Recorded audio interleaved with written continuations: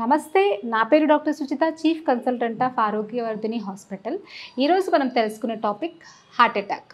నార్మల్గా ఒకప్పుడు heart attack అనేది చాలా తక్కువ మందిలో మనం చూస్తూ ఉండేవాళ్ళం. కానీ ఇప్పుడు ఏజ్తో సంబంధం లేకుండా చాలా మందిలో ఇది హార్ట్ అటాక్ అనేది మనం వింటూ ఉన్నాం. ఒక ఏజ్ వచ్చిన తర్వాత, ఒక 50s దాటిన తర్వాత చాలామంది కూడా ఈ హార్ట్ సంబంధించినటువంటి ప్రాబ్లంతో బాధపడుతూ ఉన్నారు. అయితే ఒకప్పటికన్నా ఎందుకు ఇప్పుడు ఎక్కువగా పెరిగిపోయింది అండ్ ఎలాంటి కారణాల వల్ల ఈ హార్ట్ అటాక్ అనేది మనకు వస్తుంది అని చూసుకున్నట్టయితే, మనం ఎప్పటి నుండి అయితే రిఫైన్డ్ ఆయిల్స్ వాడడం స్టార్ట్ చేసామో, డబుల్ ఫిల్టర్డ్ ఆయిల్స్ అలాంటి ఆయిల్స్ స్టార్ట్ చేసామో అప్పటి నుండి మనకి గుండె జబ్బులు ఎక్కువగా పెరిగిపోయాయి. ఎందుకంటే ఎప్పుడైతే మన ఆయిల్ బాగుంటుందో అప్పుడు మన ఫ్యాట్ మెటబాలిజం బాగుంటుంది, మనకి అందాల్సినటువంటి గుడ్ హెల్దీ ఫ్యాట్స్ మనకి అందుతూ ఉంటాయి. కాబట్టి మన ఇంటర్నల్ ఆర్గాన్స్ అనేవి హెల్దీగా ఉంటాయి. మనం ఎప్పుడైతే ఈ double filtered oils and refined oils వాడడం స్టార్ట్ చేసామో అప్పటి నుండి ఈ గుండె జబ్బులు అనేవి చాలా వరకు ఇబ్బంది పెడుతూ ఉన్నాయి.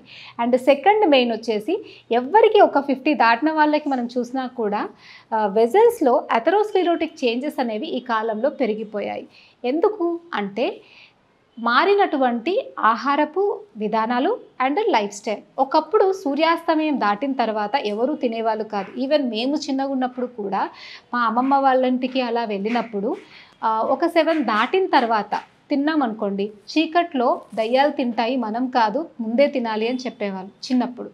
కానీ ఇప్పుడు మనం చూసుకున్నట్టయితే అందరూ late night dinners, late night parties, late నైట్లోనే అన్నీ కూడా ఎక్కువ ఫుడ్ కన్జంప్షన్ అనేది చేస్తున్నారు. దీనివల్ల మన మెటబాలిజం అనేది డిస్టర్బ్ అవ్వడం వల్ల బ్లడ్లో చేరినటువంటి ఎక్కువ కొవ్వు అనేది బ్లడ్ వెజల్స్లో పేరుకుపోయి ఎక్కువ అథెరోస్క్లెరోటిక్ చేంజెస్ అనేవి కామన్ అయిపోతున్నాయి. ఈ అథెరోస్క్లెరోటిక్ చేంజెస్ వల్ల బ్లడ్ వెజల్ అనేది దానికి ఉండాల్సినటువంటి ఎలాస్టిసిటీని కోల్పోయి ప్లాస్టిక్ లా, అంటే బ్లడ్ వెజల్ అనేది ఒక టైప్ ఆఫ్ ఎలాస్టిసిటీ అనేది ఎలా వంచితే అలా వంగే దాంట్లో ఉంటుంది. ఎప్పుడైతే ఈ అథెరోస్క్లెరోటిక్ చేంజెస్ స్టార్ట్ అవుతాయో అది కొంచెం హార్డ్గా మారిపోయి లోపల ప్రెషర్ అనేది పెరుగుతుంది.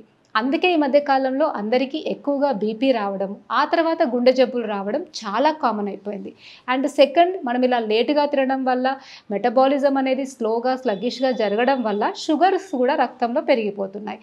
ఇది ఇంకొక కారణం గుండెపోటు ఎక్కువగా రావడానికి. ఎందుకు అంటే రక్తంలో పెరిగిన షుగర్స్ అందాల్సినటువంటి ఎనర్జీని అందించాల్సినంత రక్త సరఫరాని గుండెకి అందించకపోవడం వల్ల కూడా గుండె స్లోగా వీక్ అయి హార్ట్ అటాక్స్ అనేవి వస్తున్నాయి.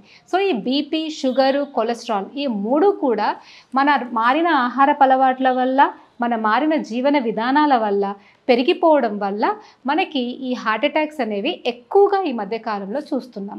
సో వీటన్నిటి నుండి మనం బయటపడాలి అంటే ఫస్ట్ మనం చేయాల్సింది మన ఆహారపు అలవాట్లను మార్చుకోవాలి. అంటే టైం టు టైం తినడం. సూర్యోదయం అయిన తర్వాత ఒక 8కి అట్లా మనం ఫుడ్ తీసుకుంటే మళ్ళీ సూర్యాస్తమయం అయ్యే ఒక 1 hour ముందు మన డిన్నర్ అనేది కంప్లీట్ అయిపోవాలి. అండ్ టైంకి మనం పడుకున్నట్టయితేనే మన డైజెషన్ బాగుంటుంది, మన హార్మోన్స్ యొక్క పనితీరు కూడా బాగుంటుంది. అండ్ థర్డ్ వచ్చేసి, ఎంత తినాలి, మన బాడీకి ఎంత అవసరం అనే విచక్షణను ఉపయోగించి అంత మాత్రమే తీసుకోవాలి తప్ప మనకి ఎంత తినబుద్ధి అవుతుంది అండ్ మన ఇష్ట ప్రకారంగా జంక్ ఫుడ్, బయట ఫుడ్ అనేది తినడం ఆపేయాలి. ఇవి మెయిన్గా చేస్తూ ఈ బీపీ, షుగర్ ఒకవేళ ఆల్రెడీ ఉన్నట్టయితే వీటిని తగ్గించుకోవడానికి ఆయుర్వేదిక్లో చెప్పబడినటువంటి కొన్ని రకాల ట్రీట్మెంట్స్ని మీరు చేసుకున్నట్టయితే వీటిని కంప్లీట్గా తగ్గించుకోవచ్చు. అండ్ లైఫ్ స్టైల్లో ఇలాంటి మార్పులు చేసుకుంటూ హోలిస్టిక్ లైఫ్ స్టైల్ని అలవాటు చేసుకుంటూ మీరు ఈ ప్రాబ్లం నుండి కంప్లీట్గా బయటపడవచ్చు. Thank you.